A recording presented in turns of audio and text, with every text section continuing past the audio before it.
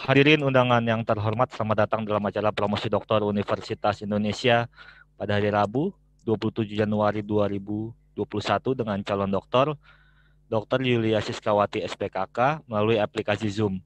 Demi kelancaran acara hari ini, mohon agar menonaktifkan audio selama berlangsungnya acara. Terima kasih. Hadirin undangan yang terhormat, sidang terbuka promosi doktor Universitas Indonesia segera dimulai. Tim penguji promosi doktor Universitas Indonesia memasuki ruang sidang. Ujian untuk memperoleh gelar doktor pada program studi ilmu kedokteran dimulai. Bismillahirrahmanirrahim. Assalamualaikum warahmatullahi wabarakatuh. Sidang terbuka promosi doktor Universitas Indonesia saya buka.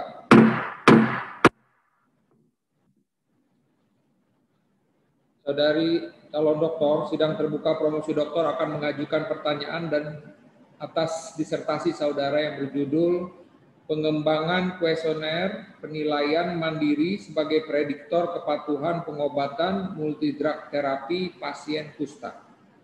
Selanjutnya saya persilakan promotor Profesor Dr. Kusmarina Bramono, spesialis kulit dan kelamin, konsultan PhD untuk mulai acara ujian. Silakan, Prof. Terima kasih pimpinan sidang.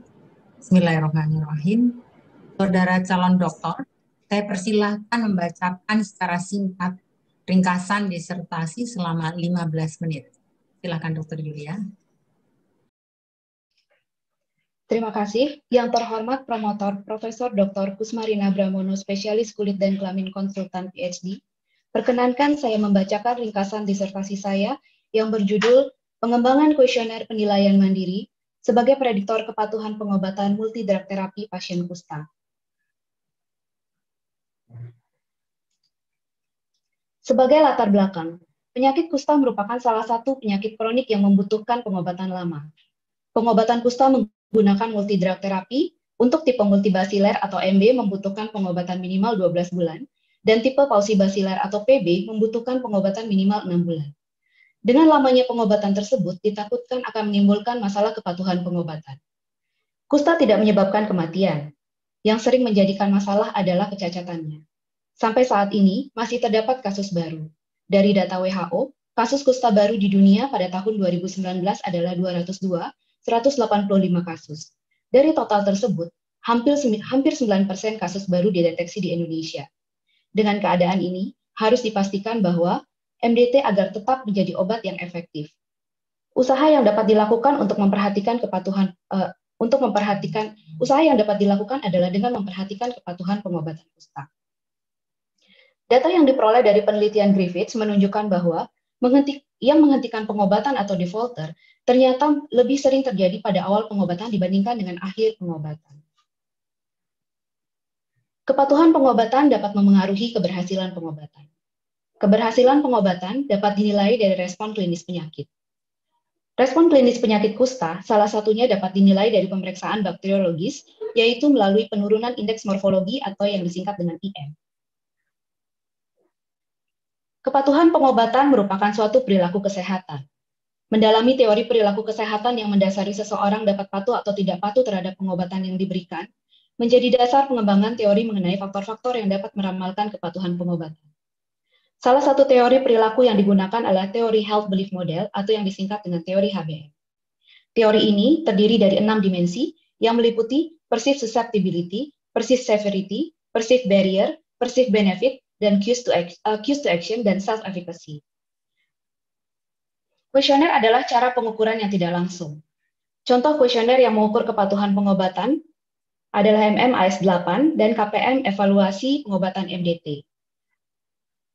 Kedua kuesioner ini merupakan kuesioner yang dinilai setelah pengobatan dilakukan. Agar MDT tetap efektif, maka klinisi perlu mengetahui sejak awal apakah seorang pasien akan patuh atau tidak terhadap pengobatan MDT yang dilakukan. Atas dasar inilah dilakukan pengembangan instrumen kepatuhan pengobatan MDT kusta. Sebagai rumusan masalah, pengobatan dengan MDT saat ini merupakan obat yang paling efektif untuk penanganan penyakit kusta. Panjangnya waktu pengobatan mengakibatkan berbagai masalah, yaitu pasien menjadi tidak patuh terhadap pengobatan yang dijalaninya. Teori psikologis HBM dapat digunakan sebagai dasar pengembangan instrumen prediksi kepatuhan pengobatan. Berbagai kuesioner yang ada digunakan untuk mengevaluasi pengobatan, namun tidak dapat digunakan untuk memprediksi kepatuhan pengobatan sebelum pengobatan tersebut dimulai. Atas dasar ini, perlu dikembangkan instrumen prediksi kepatuhan pengobatan sebelum rangkaian pengobatan dimulai. Pertanyaan penelitian. Pertama, bagaimanakah bentuk KPM prediksi kepatuhan pengobatan MDT kusta yang valid dan reliable untuk menilai kepatuhan pengobatan MDT kusta?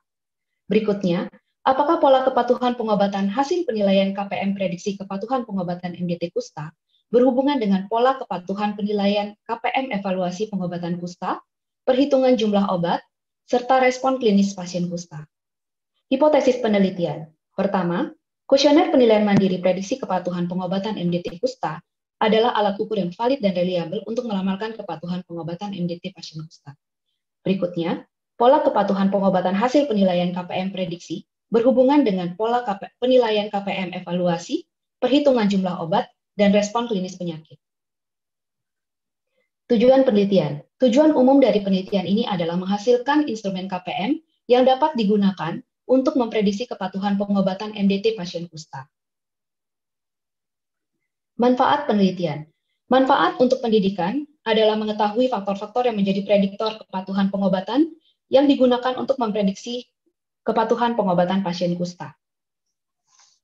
Untuk pelayanan, membantu klinisi mengenali pola kepatuhan pengobatan sebelum pengobatan MDT dimulai, sehingga dapat diambil suatu tindak lanjut untuk mengantisipasi keadaan ketidakpatuhan.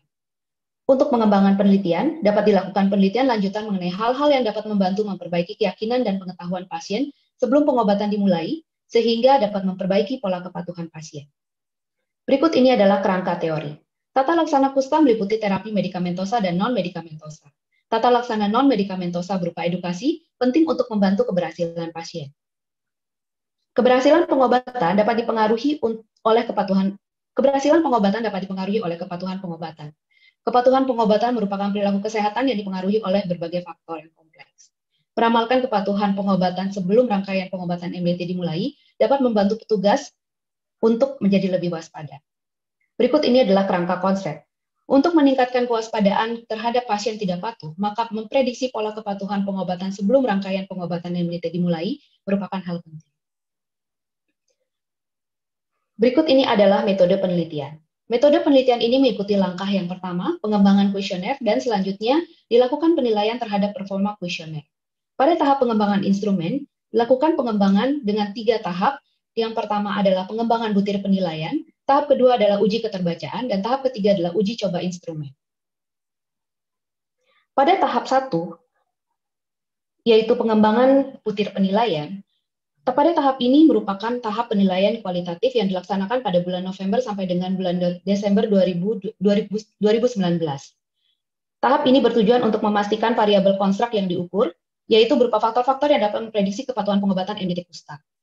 Cara yang dilakukan adalah mendaftarkan butir-butir potensial menggunakan metode Delphi. Pakar yang dimaksud di sini adalah 9 spesialis kulit dan kelamin, 6 orang petugas kesehatan di fasilitas kesehatan primer, 1 orang pemegang kebijakan, dan diikutsertakan juga 6 orang pasien yang telah menyelesaikan pengobatan kustanya. Skala yang digunakan adalah skala Likert dengan 6 pilihan. Kemudian pada tahap kedua, uji keterbacaan dilakukan pada bulan Januari 2020.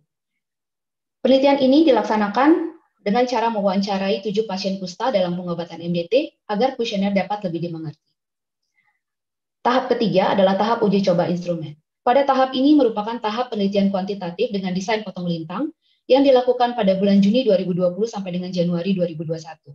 Tempat penelitiannya adalah di RSCM dan Rumah Sakit Umum Daerah Budi Asih Jakarta. Sampel penelitian adalah pasien kusta tipe MB yang menjalani pengobatan MDT MB di RSCM dan Rumah Sakit Umum Daerah Budi Asih Jakarta.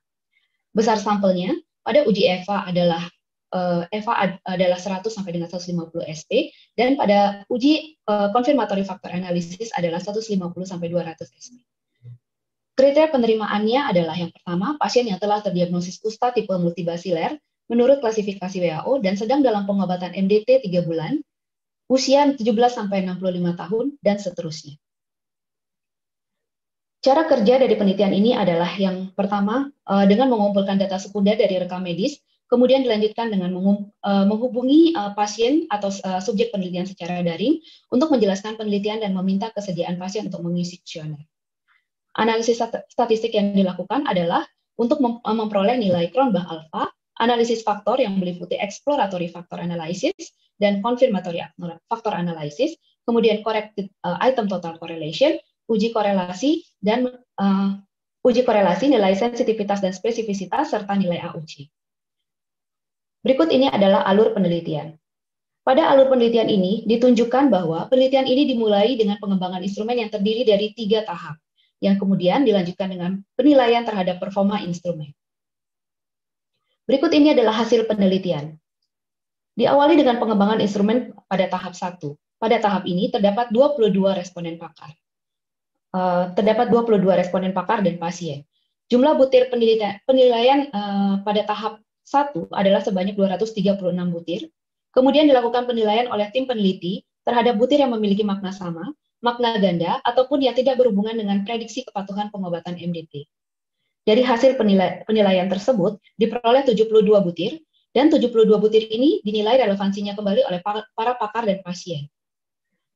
Butir penilaian yang memiliki relevansi tinggi dengan skala Likert 4 atau 5 atau 6 dengan minimal 75% jawaban responden dimasukkan ke dalam butir penilaian final, yaitu sebanyak 48 butir. Setelah mendapatkan 48 butir tersebut, lalu dilakukan uji keterbacaan. Pada uji keterbacaan ini terdapat 7 responden yang seluruhnya memiliki diagnosa kusta tipe multibasiler yang menjalani pengobatan minimal 12 bulan. Terdapat 9 masalah dalam kalimat yang digunakan dan seluruhnya telah diperbaiki. Berikut ini adalah tahap ketiga dari penelitian. Pada tahap ini terkumpul sejumlah 128 SP. Median usia adalah 36 tahun dengan usia maksimal 17 tahun dan usia minimal 17 tahun dan usia maksimal adalah 65 tahun.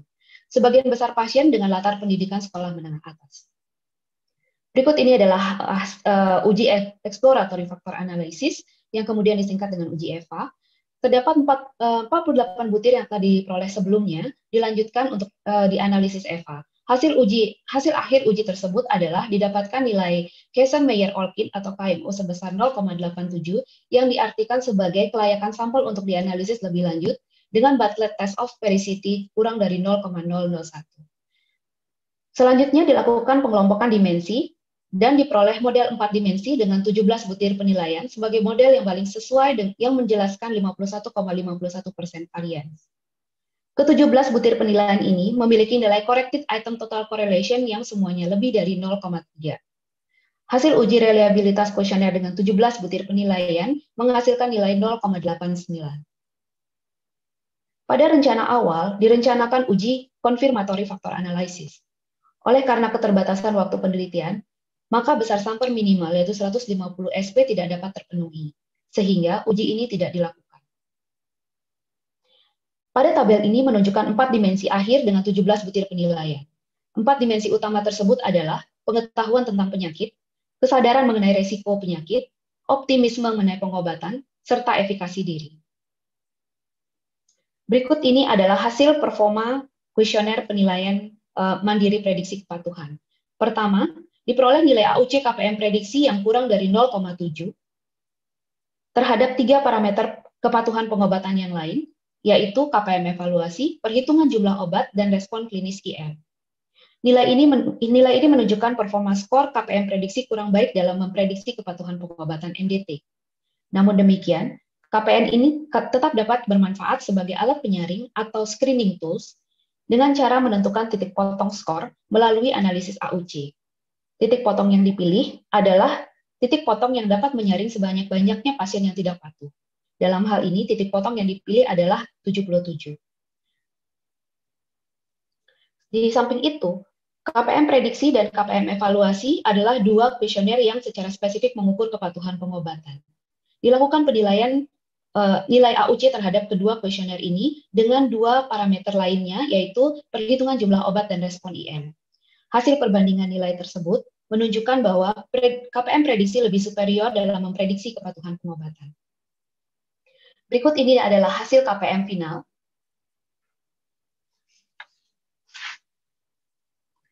Berikut ini adalah formulir daring yang dibuat untuk mempermudah pasien dan petugas kesehatan dalam mengaplikasikan kuesioner penilaian mandiri prediksi kepatuhan kusta. Kedua kuesioner ini dapat diunduh secara daring dari berbagai perangkat yang memiliki koneksi internet. Pada hasil uji korelasi, yakni dilakukan hubungan antara korelasi skor KPM prediksi kepatuhan pengobatan MDT kusta dengan 3 parameter kepatuhan lainnya. Dari uji ini, ternyata tidak ditemukan korelasi yang bermakna antara skor KPM prediksi dengan 3 parameter kepatuhan tersebut. Kemudian dilakukan penilaian terhadap nilai sensitivitas dan spesifisitas. Nilai sensitivitas dan spesifisitas menggunakan baku emas indeks morfologi diketahui diperoleh nilai sensitivitas sebesar 75% dan nilai nilai sensitivitas sebesar 75% dan nilai spesifisitas sebesar 60,48%. Pembahasan. Pada hasil uji EVA diperoleh 4 dimensi yang mencerminkan teori HBM. 2 dimensi lainnya pada teori HBM tidak tercermin pada penelitian ini. Hal tersebut dapat disebabkan oleh berbagai hal. Salah satunya adalah budaya di Indonesia yang masih bersifat kolektivis atau berfokus pada masyarakat, yaitu menganggap bahwa peran orang lain menjadi penting sehingga ada keengganan untuk menjawab pertanyaan secara objektif. Berikutnya, kemampuan prediksi kuesioner ini masih belum baik. Namun, kuesioner ini dapat layak digunakan untuk tujuan penyaring atau screening sederhana, murah, dan dapat digunakan di fasilitas kesehatan primer. Tujuan ini dapat tercapai dengan menentukan titik potong tertentu. Alasan lainnya adalah nilai AUC KPM prediksi lebih superior dibandingkan dengan nilai AUC KPM evaluasi dalam hal memprediksi kepatuhan pengobatan. Tujuan pengembangan alat ukur ini adalah untuk menjaring sebanyak-banyaknya pasien yang tidak patuh terhadap pengobatan MDT. Dengan baku emas respon klinis IM, diperoleh sensitivitas sebesar 75% dan spesifisitas 60,48%. Keterbatasan penelitian. Yang pertama adalah selection bias, yang kedua recall bias, yang ketiga validitas eksternal yang tidak semuanya baik, yang keempat KPM prediksi memiliki nilai duga positif yang rendah. Berikut ini adalah keunggulan penelitian.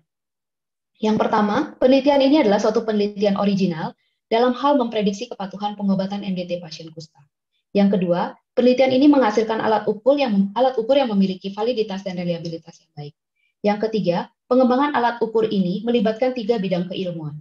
Yang keempat, kuesioner ini merupakan alat ukur yang sederhana dan murah. Kalkulator daring dibuat untuk memudahkan serta meminimalkan kesalahan dalam menghitung nilai skor secara manual. Simpulan. Yang pertama, KPM prediksi kusta merupakan pengembangan kuesioner baru yang bertujuan untuk meramalkan kepatuhan pengobatan MDT pasien kusta. Hasil pengembangan KPM menunjukkan validitas dan reliabilitas yang baik. Butir-butir penilaian kuesioner ini seluruhnya memiliki nilai corrected item total correlation yang lebih dari sama dengan 0,3 yang menunjukkan construct validity KPM yang baik. Hasil uji reliabilitas Cronbach alpha menunjukkan nilai yang tinggi yaitu 0,89 yang menunjukkan bahwa KPM ini layak digunakan. Yang keempat, KPM prediksi kusta terdiri dari 4 dimensi, yaitu pengetahuan mengenai penyakit, kesadaran mengenai resiko penyakit, optimisme mengenai pengobatan, efikasi diri yang dijabarkan ke dalam 17 butir penilaian.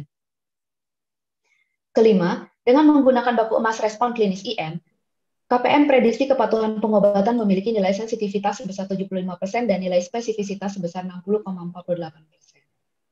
Data sebaran penilaian SP pada 17 butir penilaian dapat menjadi data tambahan sebagai panduan edukasi kepada pasien yang tersaring dan cenderung tidak patuh. Saran. Yang pertama, menerapkan faktor-faktor prediktor kepatuhan pengobatan yang digunakan dalam memprediksi kepatuhan pengobatan kusta kepada pasien. Yang kedua, menggunakan KPM prediksi kusta dalam mengenali pola kepatuhan pengobatan sebelum pengobatan MDT dimulai, sehingga mengantisipasi keadaan ketidakpatuhan dan dapat diambil suatu tindak lanjut. Yang ketiga, menggunakan hasil perhitungan skor skala Likert sebagai panduan untuk menentukan prioritas materi edukasi di lapangan. Yang keempat, melakukan penelitian lebih lanjut untuk menilai validitas KPM prediksi kusta pada waktu yang lebih baik, yaitu tidak dalam keadaan pandemi COVID-19, dengan subjek penelitian pasien kusta yang akan menjalani pengobatan MDT di fasilitas kesehatan primer di seluruh Indonesia, sebagai baku emas yang lebih tersedia luas adalah dapat digunakan perhitungan jumlah obat MDT kusta. Terima kasih.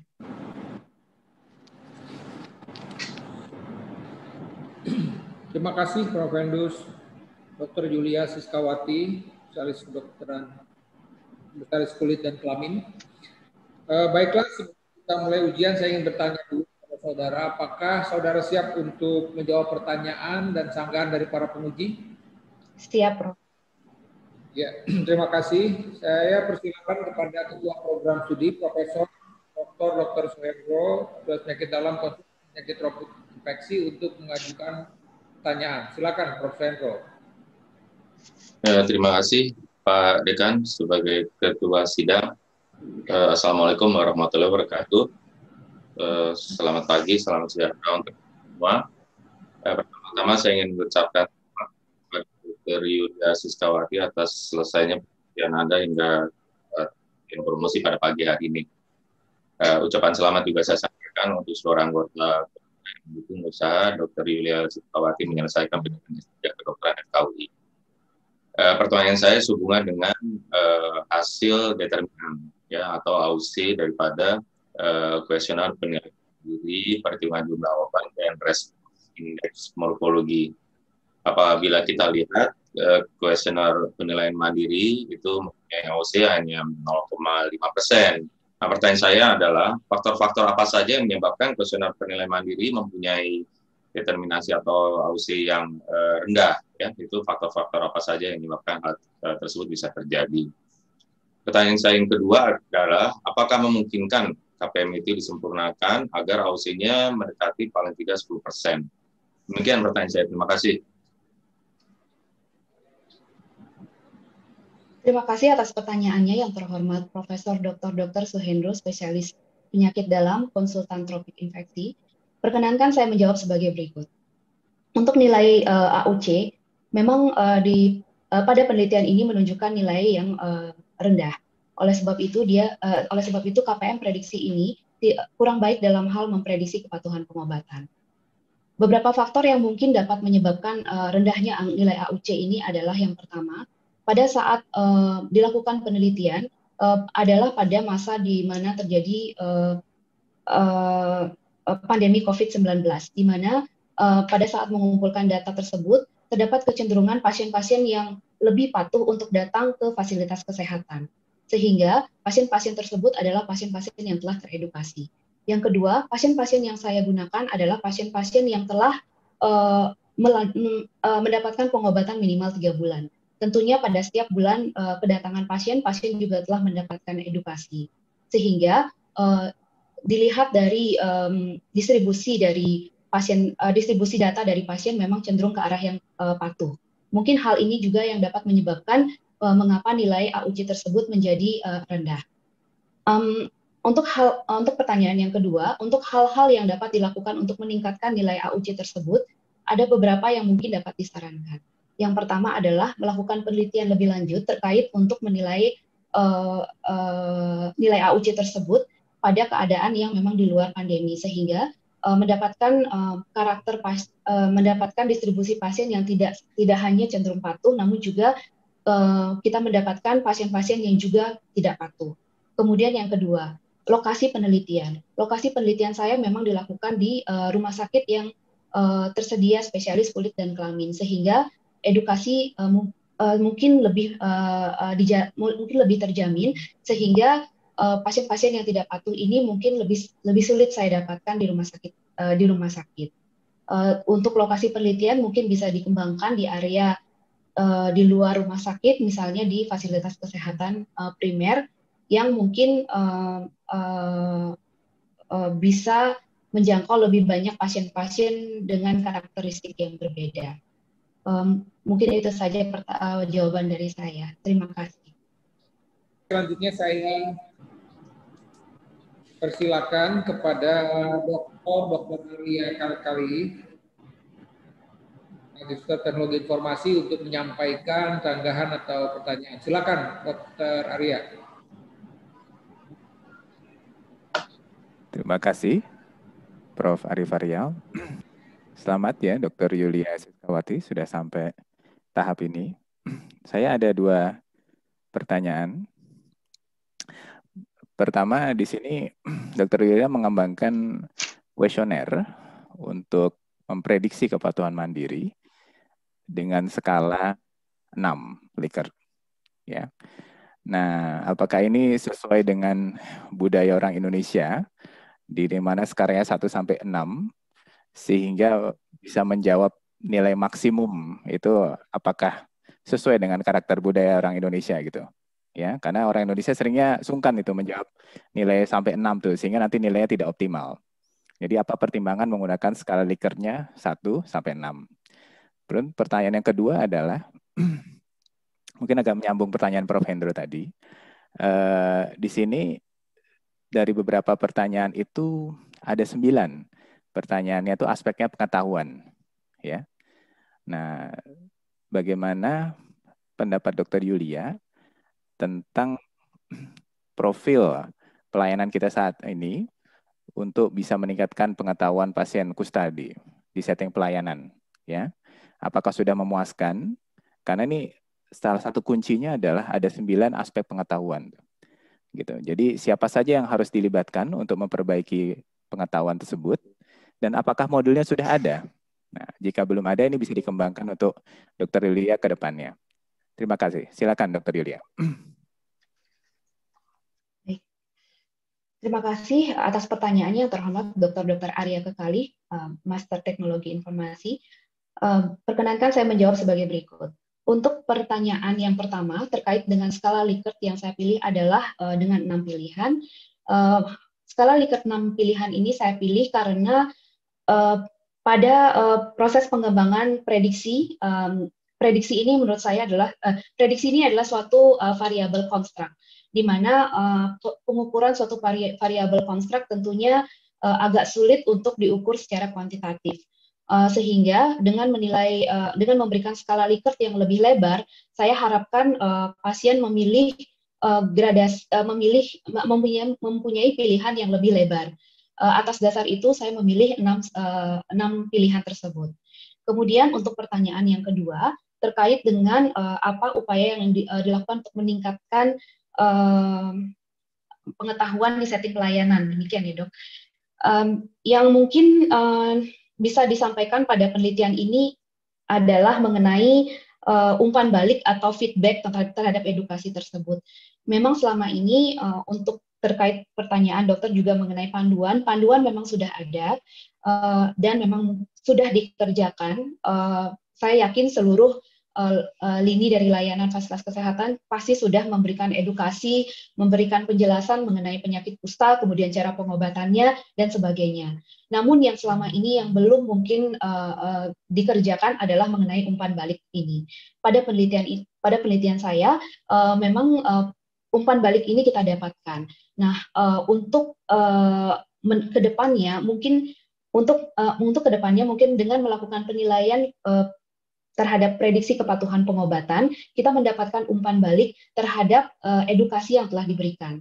Sehingga harapannya jika memang diketahui bahwa skor-skor tertentu memiliki nilai yang rendah, petugas kesehatan sudah lebih waspada dan akan menekankan edukasi ke arah skor-skor yang memiliki nilai yang rendah tersebut. Hal ini juga menurut saya merupakan suatu novelty dari penelitian ini karena memang selama ini umpan balik terhadap edukasi yang telah kita lakukan itu memang belum ada. Demikian jawaban saya, terima kasih. Baik, terima kasih.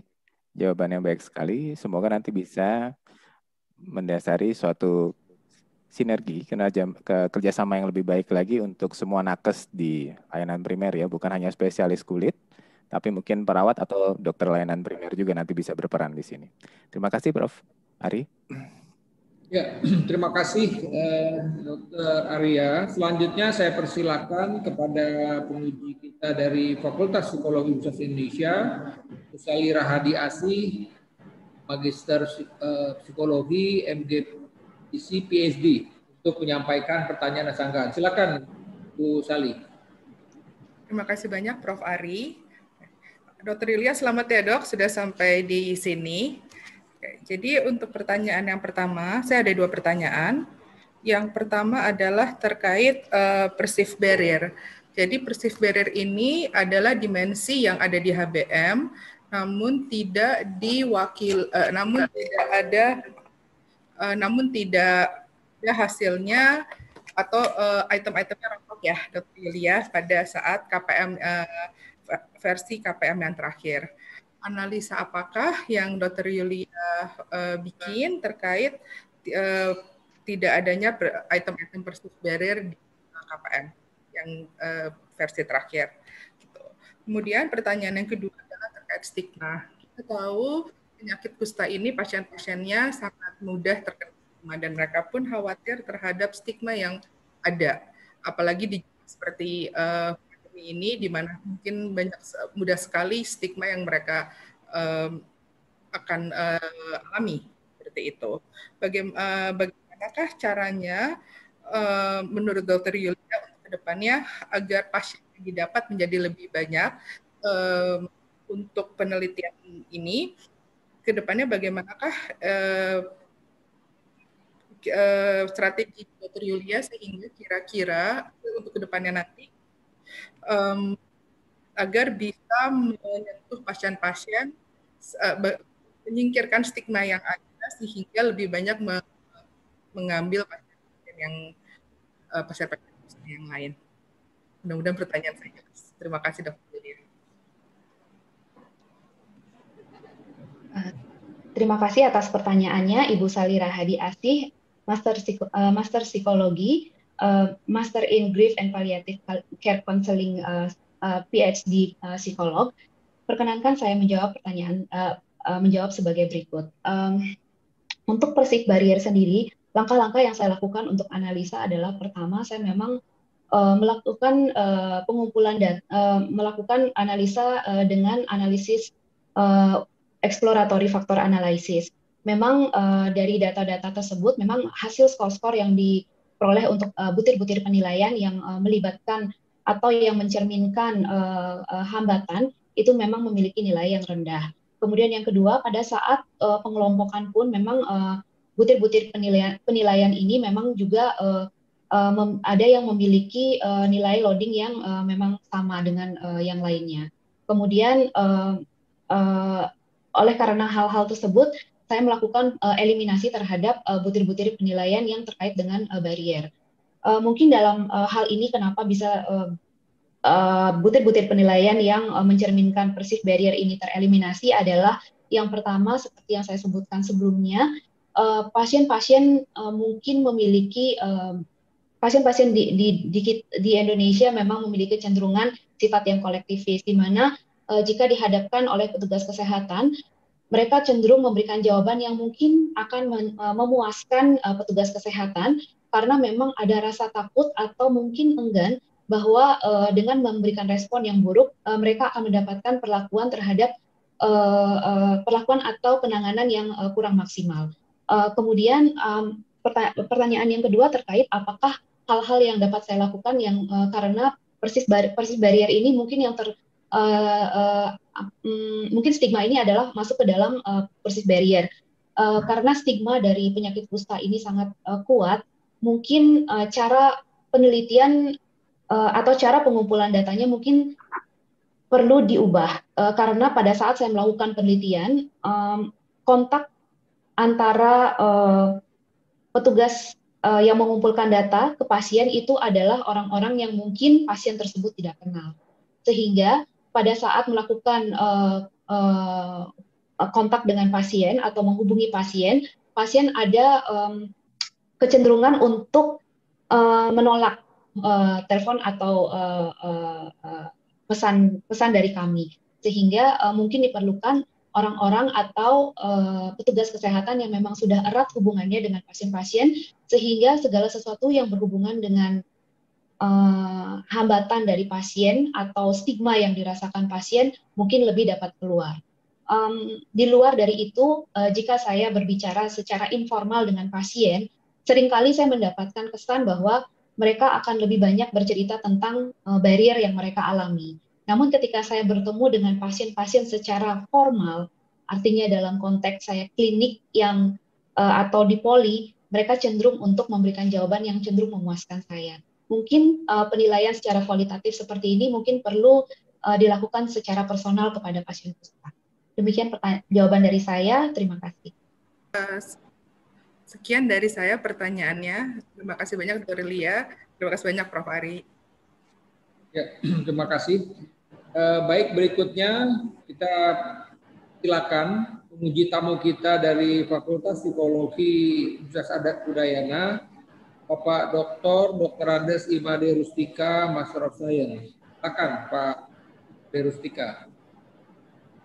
Ya, terima kasih Ketua Sidang. Dr. Yulia, salah satu hambatan dalam penggunaan kuesioner adalah keseriusan dari pasien nanti dalam mengisi itu.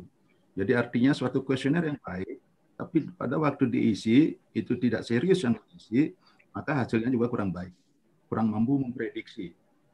Nah, untuk itu apa langkah-langkah yang bisa dilakukan oleh Dr. Yulia supaya pasien itu bisa mengisi dengan serius, menjawab pertanyaan itu dengan serius.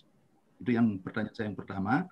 Pertanyaan yang kedua, untuk mengembangkan lagi alat ukur ini, misalnya ada yang menurunkan nanti, atau bahkan bukan dari penyakit kulit, gitu ya, membuat alat ukur yang mirip, apa saran-saran Dr. Yulia supaya nanti lebih lancar dia dalam menggunakan alat ukur yang sejenis? Itu dua pertanyaan dari saya. Terima kasih. Terima kasih atas pertanyaan yang terhormat Dr. Andus Imade Rustika, Master Psikologi Sains Psikolog. Perkenankan saya menjawab sebagai berikut. Untuk yang pertama adalah bagaimana cara saya agar pasien pada saat mendapatkan kuesioner akan serius menjawab kuesioner tersebut. Memang dalam hal menjawab kuesioner, apalagi yang memang terkait dengan sesuatu hal yang variabelnya konstruk, memang memerlukan konsentrasi dari pasien tersebut. Oleh sebab itu, saya membuat suatu kuesioner. Dalam hal ini adalah kuesioner yang saya tujukan untuk pasien, di mana pasien bisa menjawab sendiri dan berkonsentrasi sendiri tanpa harus ada keterlibatan petugas kesehatan. Jika memang pasien tersebut mengalami kesulitan, dari sisi kuesioner yang saya berikan kepada pasien itu juga bisa dibacakan mungkin oleh keluarganya, sehingga dengan terfokus oleh dirinya sendiri tanpa ada intervensi dari petugas kesehatan akan dapat memberikan jawaban yang lebih honest atau jujur. Kemudian yang kedua, jumlah dari butir penilaian juga menjadi faktor yang penting pada pasien kusta, karena tidak seluruhnya pasien kusta berasal dari kelas dari orang-orang yang dengan strata pendidikan yang tinggi. Oleh sebab itu, jumlah dari butir penilaian yang harus dijawab juga tidak boleh terlalu banyak, karena begitu pertanyaannya banyak, pasien akan merasa bosan dan keseriusan ini akan hilang. Kemudian untuk pertanyaan yang kedua, apakah saran yang saya dapat bagikan jika ingin melakukan pengembangan kuesioner yang serupa? Jika untuk yang saya alami untuk khususnya pasien kusta, memang menghubungi pasien di masa pandemi adalah masalah yang sulit bagi saya, karena pasien-pasien tersebut adalah pasien-pasien yang menurut saya mungkin agak sulit saya hubungi secara telepon, mengingat tadi pasien-pasien ini belum tentu semuanya berasal dari strata ekonomi yang tinggi. Mungkin harus dipersiapkan juga bagaimana cara untuk menggapai subjek penelitian atau responden sehingga kuesioner ini dapat sampai. Kemudian yang kedua, mematangkan rencana penelitiannya dengan cara langkah-langkah apa saja yang akan dilakukan. Misalnya dari tahap 1 sampai dengan tahap ketiga, itu sudah jelas dibuat metodologinya, sehingga pada saat aplikasinya di lapangan akan menjadi lebih lancar. Mungkin itu saja jawaban dari saya. Terima kasih. Ya, terima kasih jawabannya. Saya puas dengan jawaban Dr. Yulia. Terima kasih. Ya, terima kasih Pak Ade Rustika. Ya, sampai Saat ini waktu kita masih cukup banyak ya, sekitar 20 menit, dan menyisakan 2 penguji yang kebetulan co-promotor Vendus. Itu pertama, silakan kepada Dr. Herkutanto MPH Mars untuk menggunakan pertanyaan dan sanggahannya. Silakan, Dr. Herku. Terima kasih kepada Prof. Ari selaku pimpinan sidang dan juga pimpinan fakultas. Pertama-tama saya ingin mengucapkan selamat kepada Dr. Yulia Siskawati atas keberhasilannya mencapai saat ini di akhir proses dari menjadi seorang doktor dalam pendidikan tertinggi di Fakultas Kedokteran. Tentu ini merupakan satu momen yang sangat membanggakan bagi Dr. Yulia, bagi suami, anak-anak, dan juga bagi orang tuanya. Mudah-mudahan ini menjadi penyemangat nanti bagi bagi putri-putrinya dan juga bagi suami ya yang bangga memiliki seorang ibu, seorang mama yang bisa menyelesaikan S3. Oke, saya ada beberapa pertanyaan yang akan saya ajukan kepada Dr. Yulia. Yang pertama adalah dari penjelasan Dr. Yulia tadi, kita bisa memahami bahwa proses pembentukan kuesioner ini sampai dengan mendapatkan 17 butir final itu ternyata begitu panjang dan begitu rumit. Nah, nanti mohon Dr. Yulia bisa menjelaskan apa sebetulnya yang menyebabkan prosesnya itu menjadi begitu panjang dan rumit dan kemudian sampai kepada hasil yang final ini. Itu yang pertama. Kemudian yang kedua, saya juga mengetahui bahwa dari 17 butir kuesioner yang Dr. Yulia sudah dapatkan tersebut, Dr. Yulia mencoba membuat sebuah aplikasi. Kalau saya nggak salah namanya masih kalkulator gitu ya. Jadi merupakan sebuah alat untuk menghitung risiko atau prediksi kepatuhan tersebut.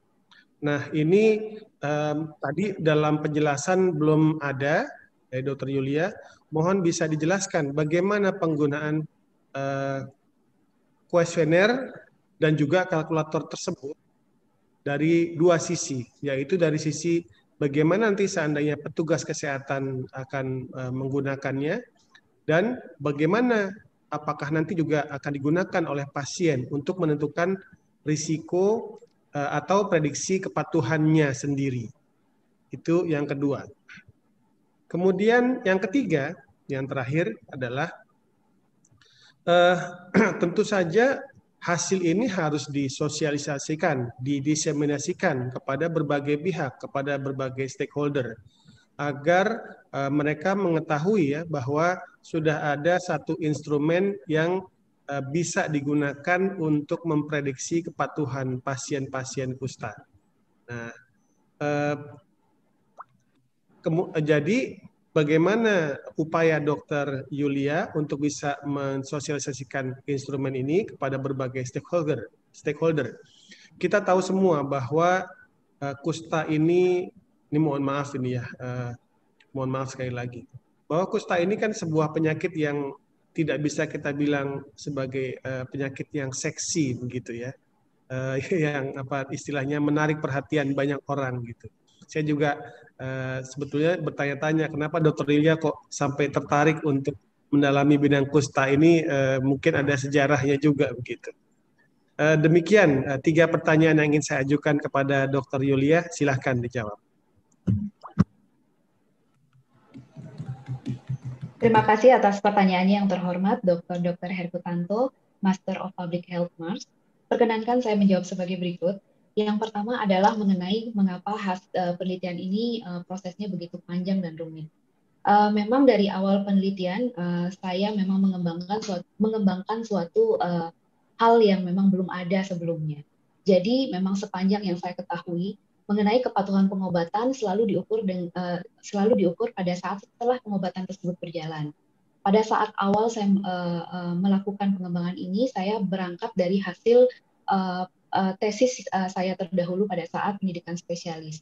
Jadi pada saat penelitian saya tersebut, saya melakukan penelitian untuk mengetahui resistensi rifampicin terkait dengan kepatuhan pengobatan pasien kusta. Saya membagi pada saat itu menjadi dua kelompok, di mana yang kelompok pertama adalah pasien yang patuh dan yang kedua adalah pasien yang tidak patuh.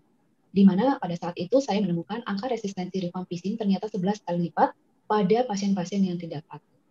Dari sana saya bertanya-tanya kenapa angkanya cukup tinggi. Apakah ada hal yang memang mungkin diam-diam yang perlu diekspor kembali. Nah, pada saat itu terima kasih kepada Dr. Sriwinui yang juga yang terus membimbing saya dalam diskusi. Akhirnya saya tercetus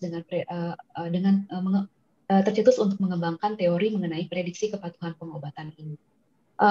Memang untuk mengembangkan suatu teori baru tentunya tidak mudah.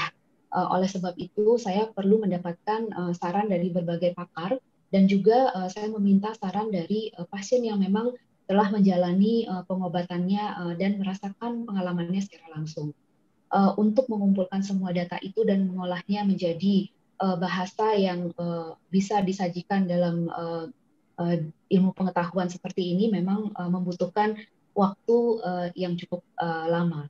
Kemudian saya juga mengaitkannya dengan teori perilaku yang ada selama ini, di mana teori perilaku yang saya gunakan memang yang paling sederhana. Pada saat itu saya memang banyak mendapatkan masukan dari dokter sendiri mengenai teori perilaku kesehatan dan diputuskan menggunakan teori Health Belief Model. Nah, mempelajari suatu ilmu perilaku adalah sesuatu yang memang sangat-sangat baru untuk saya. Apalagi ini harus didalami seperti itu. Jadi saya sangat berterima kasih karena memang dari Ibu Sali banyak memberikan saya masukan mengenai bagaimana caranya mengembangkan suatu instrumen dan juga mendalami teori perilaku ini. Kemudian berikutnya tidak hanya saya mengumpulkan data-data dari para pakar. Ternyata dalam proses pengembangan teori ini saya juga harus menelaah kembali literatur yang ada, apakah sudah sesuai ataukah ada yang kurang. Kemudian dari semua hasil tersebut akhirnya saya mendapatkan butir-butir penilaian atau hal-hal yang dapat dianggap memprediksi kepatuhan. Nah, selanjutnya ternyata kesulitan saya adalah menggunakan analisis yang memang tidak cukup mungkin di dunia kedokteran juga, sehingga saya harus mempelajari kembali mengenai analisis faktor tersebut. Proses ini ternyata memang permasalahan kembali pada saat munculnya pandemi, sehingga saya harus menghentikan dahulu penelitian yang rencananya saya lakukan di RSCM.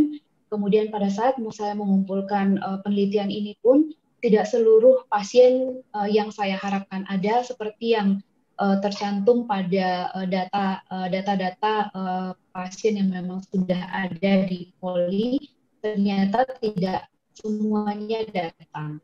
Sehingga saya di zaman COVID seperti ini, jadi memang proses yang saya lalui memang panjang dan baik itu dalam hal aplikatifnya, baik dan juga dalam keilmuannya. Sehingga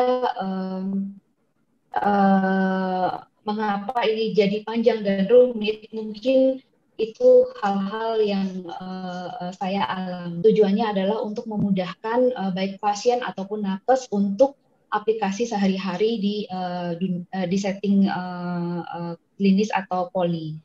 Jadi ada dua formulir daring yang digunakan. Yang pertama adalah formulir daring yang digunakan oleh pasien, dan yang kedua adalah formulir daring yang digunakan oleh nakes atau petugas kesehatan. Baik itu tidak hanya dokter, namun seluruh nakes bisa menggunakan. Kemudian yang pada prinsipnya kedua formulir ini adalah formulir yang sama. Yang membedakan mereka adalah formulir yang ada yang diberikan kepada nakes adalah formulir yang berisi hasil kalkulator perhitungan skornya. Jadi pada saat semua butir-butir tersebut dijawab, akan muncul berapa skor dari total penilaian tersebut, serta disertai juga dengan interpretasi dari skor tersebut. harapannya jika saya meletakkan ini pada nakes, pasien tidak perlu tahu mengenai hasil yang mereka dapatkan. Karena yang saya takutkan, jika memang pasien mengetahui hasil tersebut, mereka akan dengan mudah mengubah sehingga hasil yang diperoleh akan mungkin lebih menyenangkan menyenangkan petugas kesehatannya. Itu menyebabkan kenapa saya membuat dua kalkulator ini dan harapannya dengan mudah untuk diakses. Kemudian yang ketiga masalah diseminasi ini. Bagaimana saya mendiseminasikan KPM prediksi ini kepada seluruh layanan di fasilitas kesehatan. Mungkin jawaban dari hal tersebut adalah satu, Dok, aksesnya. Jika memang aksesnya mudah, saya rasa memang pertama pasien dan petugas kesehatan harus merasakan dulu bagaimana menggunakan KPM prediksi ini. Harapan saya dapat digunakan dengan mudah. Jika memang dapat digunakan dengan mudah, tentunya saya harapkan kemudian menjadi reproducible sehingga akan diulang-ulang kembali penggunaannya oleh petugas kesehatan dan nakes. Dan implementasinya nanti diharapkan dengan mengetahui hasil skor ini, petugas kesehatan memiliki awareness atau kewaspadaan yang lebih untuk menekankan edukasinya sehingga pasien menjadi lebih patuh terhadap pengobatannya. Mungkin itu jawaban dari saya. Terima kasih. Terima kasih, Dr. Yulia. Prof, sekian dari saya. Saya puas dengan jawaban Dr. Yulia. Terima kasih. Ya. Terima kasih Dr. Herfu. Ya, selanjutnya saya persilakan Dr. Sri Linui Menaldi, spesialis kulit dan kelamin konsultan untuk bukakan pertanyaan sanggahannya. Silakan Dr. Sri Linui. Ya, terima kasih Bapak Ketua Sidang. Dr. Yulia. Pertama, saya mengucapkan selamat dan memberikan apresiasi yang setinggi-tingginya bagi Dr. Yulia atas kegigihannya dalam melakukan penelitian yang tidak mudah menurut saya. Baik tidak mudahnya karena ilmu yang baru, analisisnya juga harus dipelajari lebih dalam lagi ya. Ada dua pertanyaan saya. Yang pertama, Dr. Yulia tahu kan kalau minggu ini adalah minggu di mana kita memperingati Hari Kusta Sedunia ya. Jadi pada tanggal 31 Januari ya. Dengan tema Hari Kustanya adalah temukan kasus, kemudian periksa kontaknya dan obati sampai tuntas untuk mencapai eliminasi kusta. Bagaimana kira-kira sumbangsih Dr. Yulia dengan hasil yang diperoleh ini terkait dengan kusta yang sedang kita jalani ini? Yang pertama. Yang kedua, hasil yang Dr. Yulia dapatkan itu masih ada sarannya adalah kita bisa memprediksi patuh atau tidak patuh sehingga kita bisa intervensi. Intervensinya itu antara lain adalah edukasi ya. Padahal edukasi itu sebetulnya sudah dijalankan gitu ya. Nah, kira-kira pada aplikasinya, aplikasi kuesionernya berikut edukasinya setelah kita tahu ini tidak patuh ya, kita harus edukasi. Kira-kira edukasi semacam apa yang akan Dr. Yulia berikan? Demikian barangkali mohon dijawab Dr. Yulia. Terima kasih. Atas pertanyaannya yang terhormat Dr. Sri Linui Menaldi, spesialis kulit dan kelamin konsultan, perkenankan saya menjawab sebagai berikut. Yang pertama mengenai sumbangsih kita sebagai spesialis, sebagai dokter spesialis kulit dan kelamin terhadap pasien kusta. Memang saya mengetahui untuk di bulan ini memang adalah Hari Kusta Sedunia. Temanya saya sangat membuat saya tersenyum karena apa yang saya buat ternyata memang salah satunya memang termasuk di dalam tujuan dari tema tersebut. Sumbangsih kita adalah yang pertama adalah memastikan bahwa pengobatan yang diberikan oleh berbagai fasilitas kesehatan tersebut adalah pengobatan yang teratur. Untuk memastikan bahwa pengobatan yang teratur ini pastinya membutuhkan suatu usaha yang begitu kompleks. Mungkin sumbangsih saya ini kecil, namun saya harapkan bermakna, sehingga kepatuhan pengobatan MDT yang begitu panjang dan mungkin juga begitu sulit dirasakan oleh pasien itu dapat menjadi lebih baik. Kemudian saya harap juga dengan memastikan pengobatan yang teratur ini kita dapat mengeliminasi kusta, karena yang kita takutkan memang justru adalah kecacatan dari penyakit kusta ini. Kecacatan sendiri nanti ujung-ujungnya akan menimbulkan suatu stigma. Stigma sendiri akan menyebabkan pasien untuk takut kembali berobat. Sehingga yang ditakutkan adalah kepatuhan pengobatan menjadi tidak baik lagi. Sehingga peran kita sebagai spesialis tentunya dalam hal aplikasi sehari-hari di klinik adalah memastikan pengobatan tersebut berjalan teratur. Kemudian yang kedua, sumbangsih yang kita dapat lakukan adalah melakukan suatu penelitian atau mungkin menghasilkan suatu hal yang dapat membantu atau memicu kepatuhan pengobatan akan menjadi lebih baik. Salah satunya adalah seperti kuesioner yang saya buat ini. Jadi harapannya dengan memberikan suatu alat yang begitu mudah digunakan, membuat semua proses kepatuhan pengobatan menjadi lebih lancar. Mungkin demikian jawaban dari saya, Dok. Kemudian yang kedua adalah pertanyaan dokter terkait dengan saran aplikasi untuk edukasinya. Untuk edukasi sendiri memang seperti saya telah sebutkan sebelumnya, memang sudah dijalankan dan memang sudah ada buku panduan nasional yang berisi mengenai edukasi pasien-pasien kusta. Yang berbeda, yang seperti yang saya sebutkan sebelumnya, yang berbeda mungkin adalah masalah umpan baliknya. Jika kita berikan umpan balik dengan sebuah kuesioner, kita mengetahui bahwa skor tertentu ternyata nilainya tidak terlalu baik.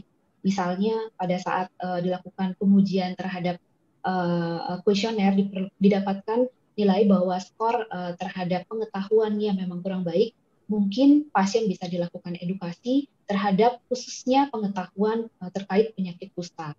Karena seperti yang saya dapatkan di dalam hasil penelitian saya, ternyata pasien-pasien memang banyak yang memiliki skor yang rendah terhadap pengetahuan terkait penyakit kustanya sendiri. Namun untuk hasil pengetahuan mereka terhadap cara minum obat, kemudian apa yang dirasakan, itu memang sudah baik. Namun jika ditanyakan misalnya ini disebabkan oleh apa, mereka akan menjawab kutukan, virus, jadi jawabannya mungkin agak berbagai macam. Kemudian jika saya tanyakan mengenai menular atau tidak, itu jawabannya rata-rata bengong. Jadi saya harap mungkin edukasi-edukasi tersebut akan lebih masuk ke pasien dan tentunya ke masyarakat, sehingga dengan mengenal lebih baik kusta, harapannya stigma terkait kusta dapat dikurangi, sehingga pengobatan menjadi lebih lancar dan juga pasien-pasien menjadi cenderung lebih patuh. Demikian Dok jawaban dari saya. Terima kasih. Baik, jadi umpan balik itu bisa tercermin dari kuesioner itu sendiri ya. Betul. Jadi ini merupakan kado yang paling besar buat kita dokter atau tenaga kesehatan yang peduli kusta, di mana saja berada, dan juga tentu untuk program Kementerian Kesehatan yang ingin mengeliminasi kusta dengan titipan tahun 2024 harus sudah tereliminasi. Yang kita tahu beberapa provinsi di Indonesia belum tereliminasi walaupun secara nasional sudah. Saya puas dengan jawaban Dr. Yulia. Terima kasih. Saya kembalikan kepada Ketua Sidang. Terima kasih, Prof. Ujian selesai.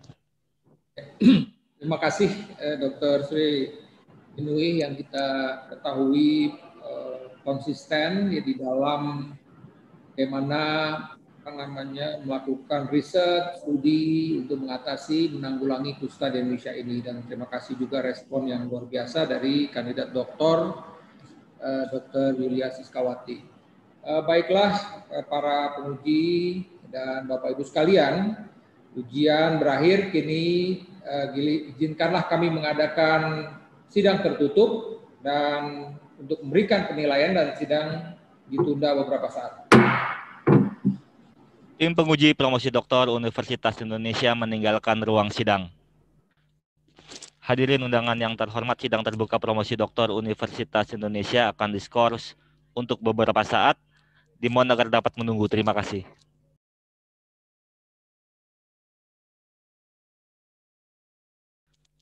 Hadirin undangan yang terhormat, sidang terbuka promosi doktor Universitas Indonesia dilanjutkan kembali. Tim penguji promosi doktor Universitas Indonesia memasuki ruang sidang. Ketua sidang, dipersilakan. Sidang terbuka promosi doktor Universitas Indonesia dibuka kembali. Calon doktor Saudari Dr. Yulia Siskawati, spesialis kulit dan kelamin. Kami telah mempelajari disertasi serta memperhatikan pembelaan saudari atas pertanyaan dan sanggahan dari para penguji. Promotor yang diketuai oleh Profesor Dr. Kusmarinah Bramono, spesialis kulit dan kelamin, konsultan PhD, telah menyampaikan keterangan mengenai perkembangan studi dan Ketua Program Studi telah melaporkan hasil ujian kualifikasi, usulan penelitian, seminar, dan ujian pra-promosi.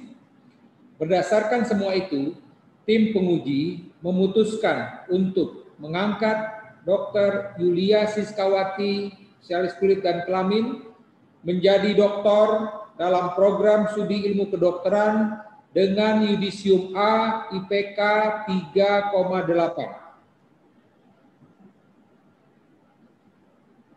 Saya persilakan promotor Dr. Kusmarinah, spesialis kulit dan kelamin, konsultan PhD, untuk menyampaikan sambutannya. Silakan, Prof.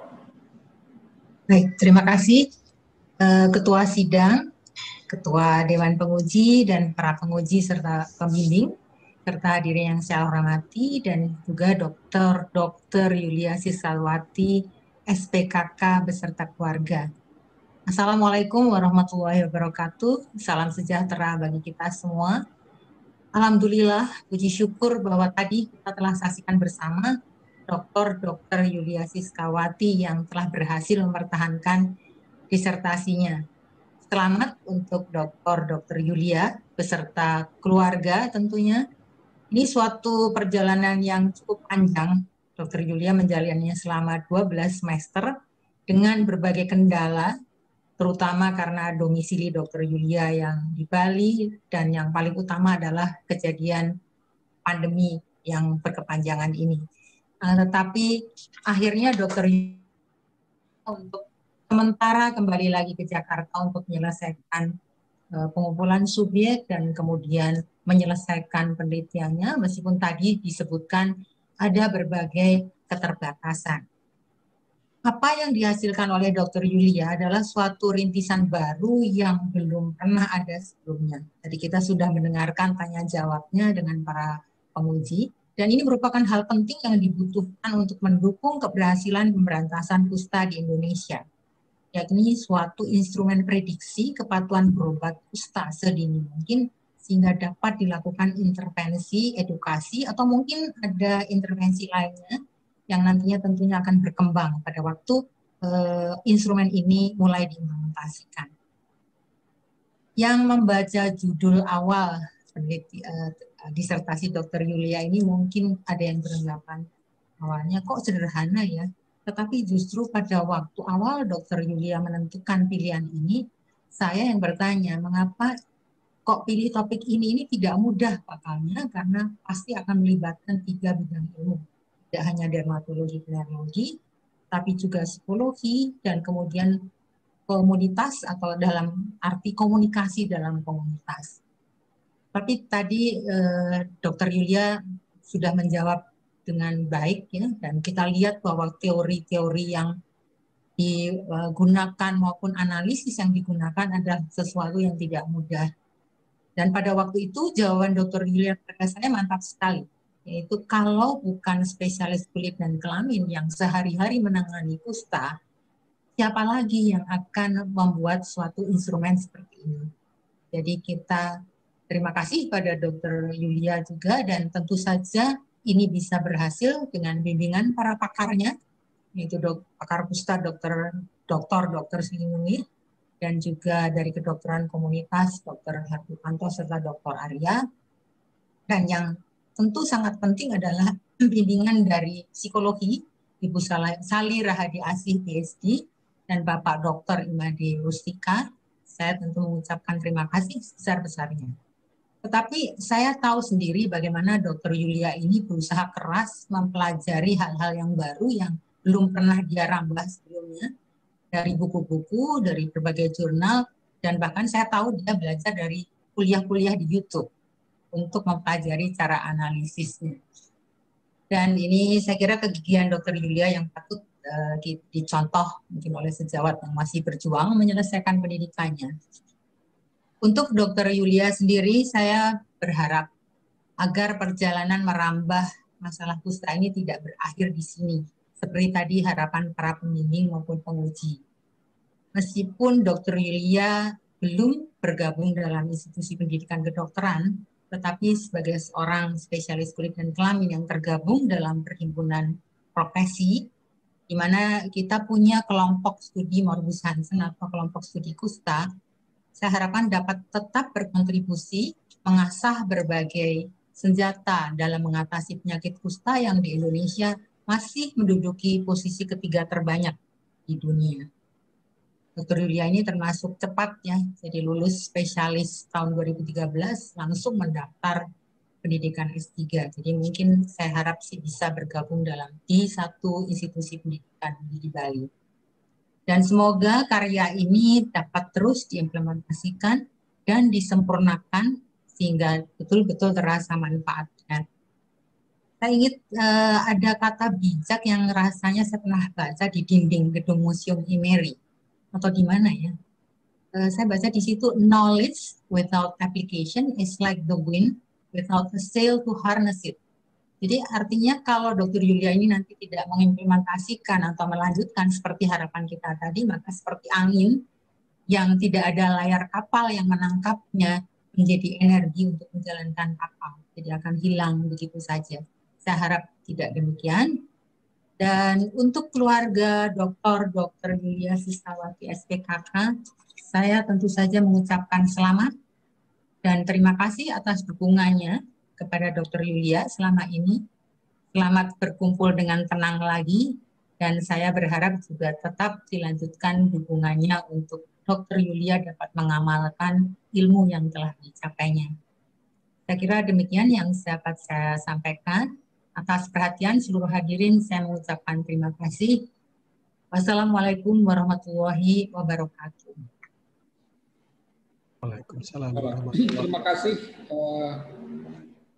Prof. Marina atas sambutannya. Pertama tentu atas nama pimpinan sidang dan juga pimpinan Fakultas Kedokteran, saya juga ingin mengucapkan selamat kepada Dr. Yulia Siskawati, spesialis kulit dan kelamin, atas prestasinya hari ini bisa mencapai jenjang akademik tertinggi doktor dari FKUI.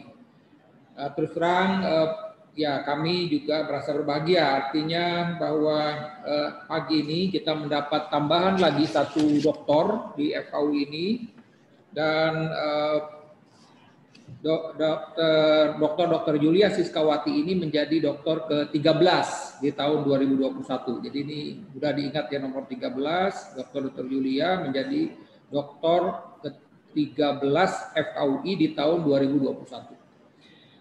Dan ya saya rasa saya juga mengapresiasi apa yang telah dilakukan secara luar biasa oleh Dr. Yulia Siskawati, karena beliau mendalami sesuatu topik yang tadi saya juga setuju yang disampaikan oleh salah satu penguji, Dr. Hardipanto, adalah topik yang kurang menjual gitu ya.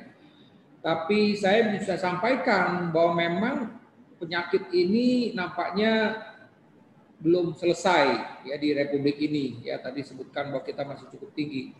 Ya saya ingat misalnya pada saat saya mahasiswa, ya saya bertemu dengan pasien-pasien ini, ya kemudian saya di puskesmas, kebetulan saya daerah-daerah kecil, ada satu pulau itu masyarakatnya itu kusta, satu bukan pulau ya, satu desa ini kan kalau di Batanghari itu desa-desa itu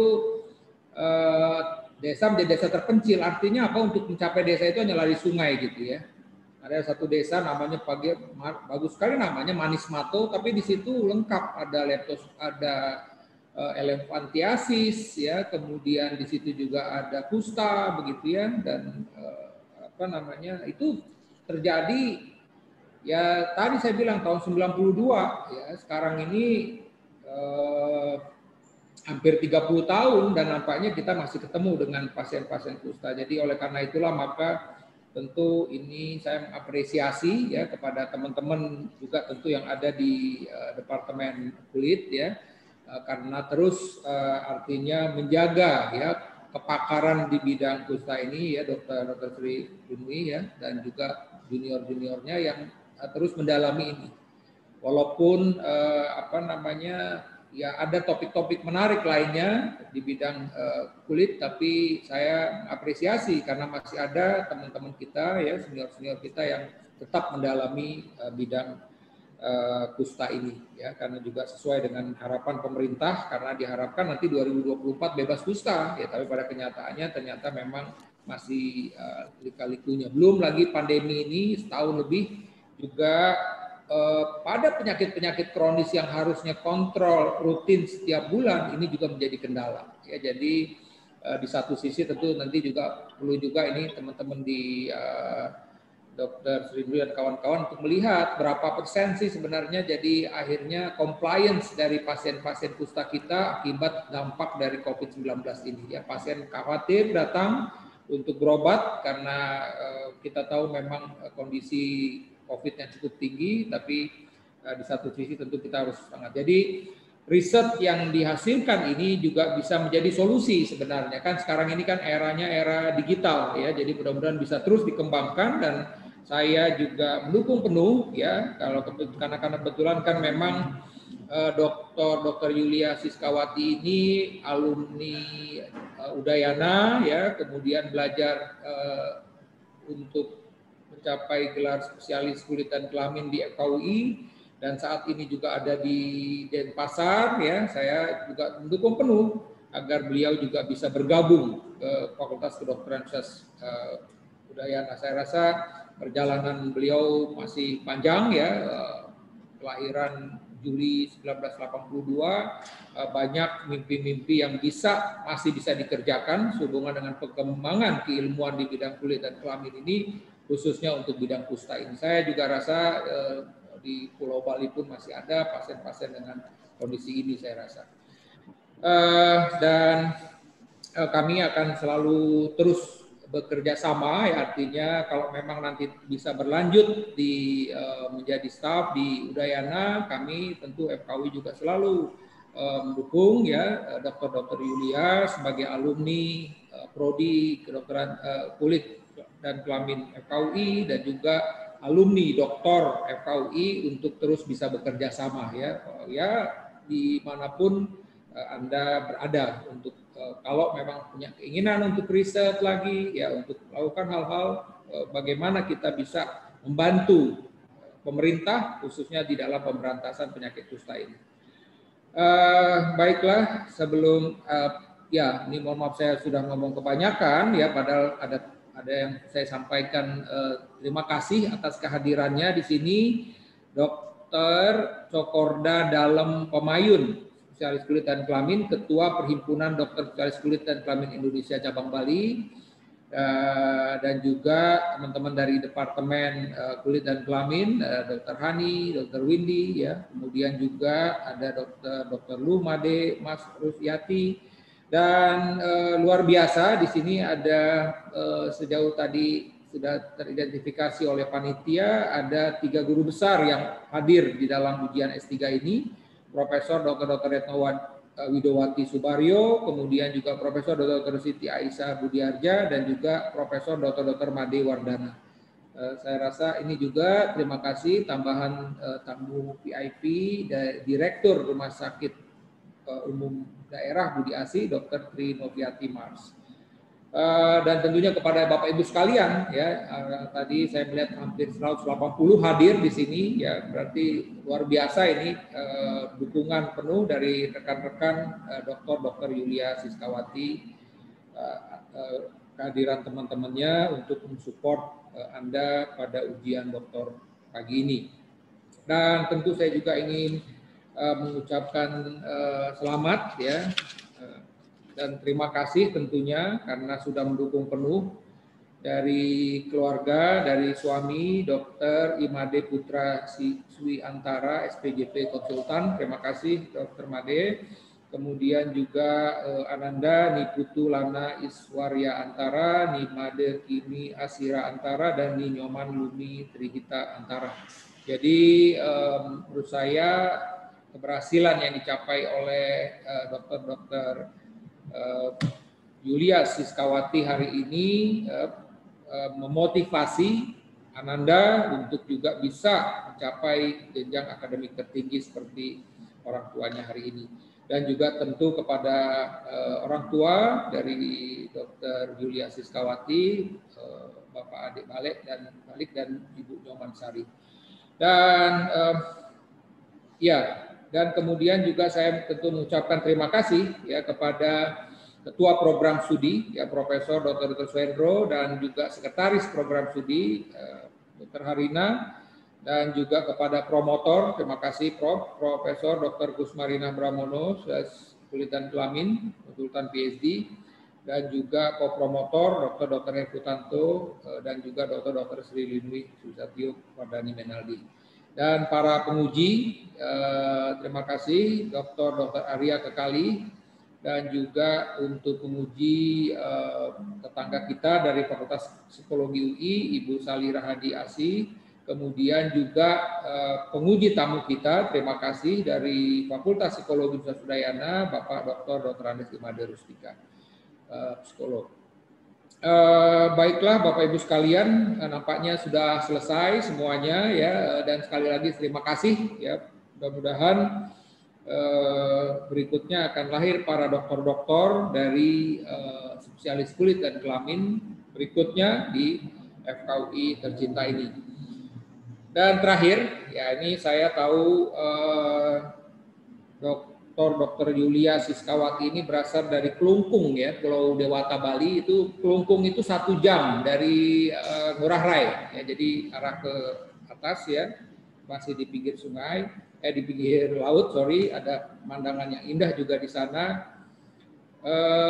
Saya terus terang saja, Bali buat saya adalah tempat favorit, dan sebenarnya pada masa-masa Februari begitu ada satu